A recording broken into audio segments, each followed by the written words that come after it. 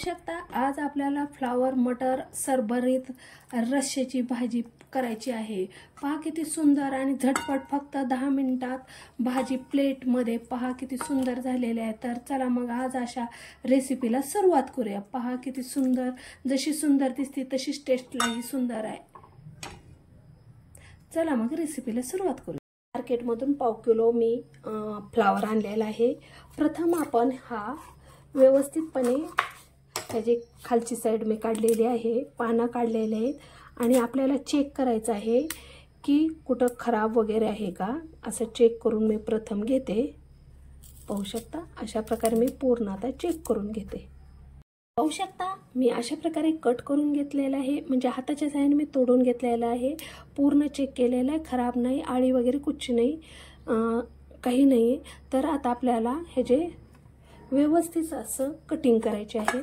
अशा प्रकारे तुम्हाला जो आकार घ्यायचा आहे किंवा तुम्हाला जी साइज करायची आहे तुम्ही करू शकता। अशा प्रकारे मी चाकूच्या मदतीने कट करून घेत आहे। पाहू शकता अशा प्रकारे आता मी पूर्ण फ्लावर कट करणार आहे। तर पाहू शकता अशा प्रकारे मी पूर्ण कट केलेला आहे। तुम्हाला जी साइज पाहिजे त्या पद्धतीने तुम्ही कट करू शकता। आता हे कट केलेले मी दोनदा स्वच्छ पाण्याने धुवून घेणार आहे। अशा प्रकारे मी 2 पाण्याने स्वच्छ धुवून घेतलेला आहे फ्लावर। मी 1 वाटी वाटाणा रात्रभर पाण्यात भिजू घातलेला आहे। पाहू शकता अशा प्रकारे मस्त असा आपला वाटाणा फुलला गेलेला आहे।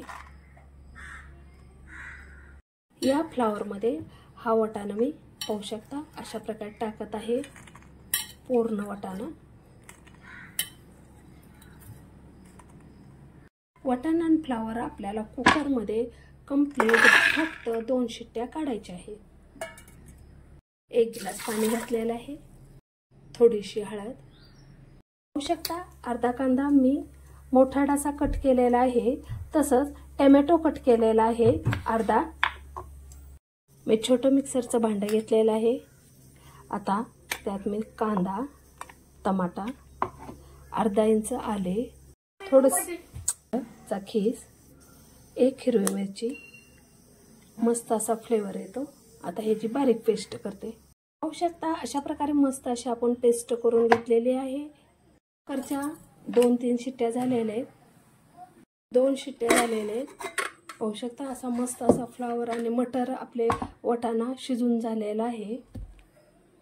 पाहू शकता अशा प्रकारे झारण्याच्या सहाय्याने मी पूर्ण हे सारण आपलं काढून घेते एका प्लेटमध्ये। अशा प्रकारे पूर्ण मी सारण प्लेटमध्ये काढून घेतलेलं आहे। पाहू शकता किती मस्त वाफरलं आहे पहा, आणि मटरही आपले तसेच वाफरले आहेत। गॅस सुरू केलेला आहे, कढई ठेवलेली आहे। कढईत आता आपल्याला तेल घालायचं आहे। प्रथम मोहरी तडतड झाली की आपल्याला थोडेसे जिरे घालायचे आहेत। जिरे तडतड झाले की आपल्याला हे मिक्सर मध्ये वाटलेलं सारण परतून घ्यायचं आहे।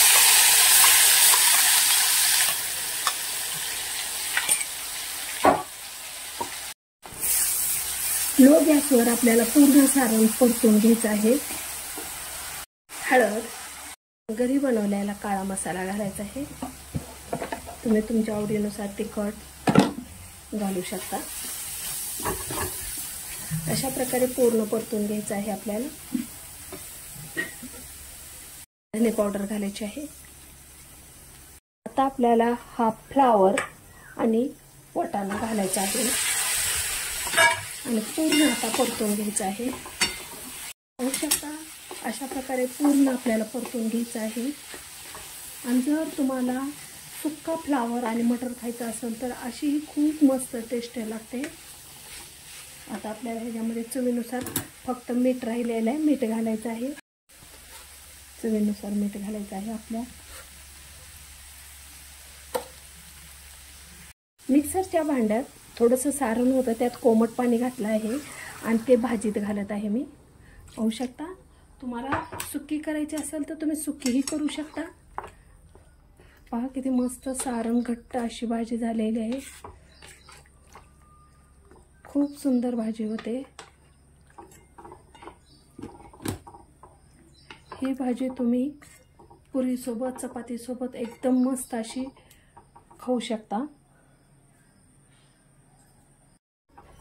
पाहू शकता पूर्ण सारण झाड टाकलेलं आहे। आता आपल्याला ह्या भाजीला कमीत कमी 4 ते 5 मिनिटं थोडीशी उकळी येऊ द्यायची आहे, कारण पूर्ण सारण आपलं एकत्र होईल। गरम मसाला मी आणखीन एक टाकते। धने पावडर आणि गरम मसाला टाकायचा, खूप मस्त भाजी लागते। ह्या भाजीची आता आपण एक वाफ काढूया। 2 मिनिटं झालेले आहे। पाहू शकता किती सुंदर भाजी आपली झालेली आहे। आणखीन तुम्हाला भाजी जर एक्स्ट्रा घरात असतील आणि तुम्हाला पुरवणी आणायची असेल तर तुम्ही या ठिकाणी दाण्याचा कूटही घालू शकता। खूप मस्त भाजी होते। तर अशा प्रकारे आपली भाजी पूर्ण आता एकजीव झालेली आहे। आता मी गॅस बंद करते। पाहू शकता किती आपली मस्त भन्नाट अशी रशेदार भाजी झालेली आहे। खूप सुंदर झालेली आहे। ही भाजी तुम्ही पुरीसोबत, तुम्ही चपातीची सोबत, अगदी कशासोबतही खाऊ शकताल। खूप सुंदर आहे आणि झटपट होते, अप्रतिम आहे। टिफिनसाठी, पार्टीसाठी तुम्ही मस्त अशी ही रेसिपी करू शकता। खूप सुंदर आहे आणि मैत्रिणींनो अगदी झटपट आणि फास्टमध्ये होणारी चवदार टेस्टेड अशी ही भाजी आहे। तुम्ही एकदा नक्की ट्राय करा आणि तुम्हाला ही माझी रेसिपी कशी वाटली ती कमेंट बॉक्समध्ये लिहून पाठवा। अगदी थोडी जरी माझी रेसिपी आवडली तर लाईक, शेअर, सबस्क्राईब करा। पण माझी एक विनंती आहे, तुम्हाला नक्की ही रेसिपी ट्राय करा आणि ही रेसिपी कशी वाटली ती मला कमेंट बॉक्समध्ये लिहून पाठवा।